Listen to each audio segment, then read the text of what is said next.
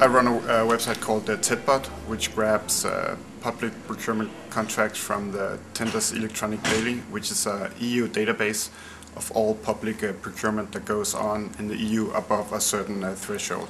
So if some public authority wants to build a road and the contract is of some size, then they have to put it through a public tendering process so that companies all over the EU can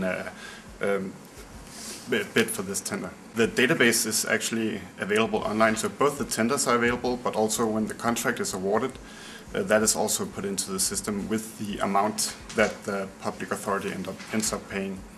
And there's also a lot of other data, like who won the contract, how many bids were received, and what sort of stuff was this. Was this toilet paper or road building or trains or whatever? So, and you can look at this data, but you cannot download the data in bulk unless you pay a lot of money. Then maybe you can get at the data. So what I did, I reverse engineered the login process for the website, and then I wrote a robot that downloads all the contracts and like picks out the interesting parts, so that for all the contracts I know like which public authority this is, who won the contract, how much did they pay, and all this interesting stuff. Public procurement contracts are kind of boring, but they're also interesting because actually the idea was two of my friends who study business at the Copenhagen Business School, and they were interested in knowing, so this whole tendering process is really expensive, both for the EU to run, but also for the authorities. They have to put in the contracts and do it all transparently. So they wanted to figure out, does this process, this requirement, does this actually increase competition? I mean, are public authorities now getting stuff cheaper because they do these public tenders? And they could do that because actually the authorities also put in the expected price of the contract when they announce the tender, and then you can see, okay, was the price higher or lower, and then you can use this and other stuff to see, does this actually increase competition?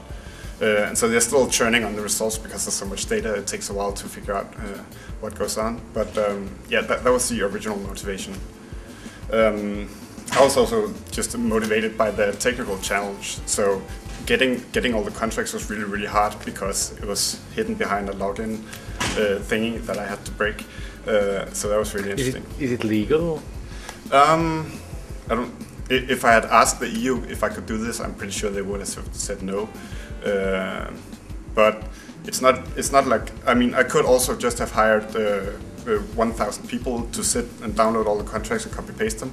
So I'm not doing something that you couldn't do if you had a lot of time.